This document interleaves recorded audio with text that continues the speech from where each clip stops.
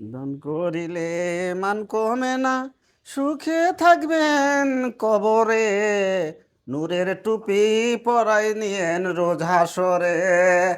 আসেননি বাসায় কই? আসসালামু আলাইকুম। ওয়ালাইকুম আসসালাম। বিকাল লেগে আইছিলাম। আপনি বিকেলে গিয়ে আইছেন? হ্যাঁ। আপনার কি লজ্জা করে না? লজ্জা কিসের? এটা সুঠাম দেহ, সবকিছু ভালো আছে, কাজ করে না খাইয়া বিকে করে খাইতেন, আপনার তো লজ্জা করার কথা।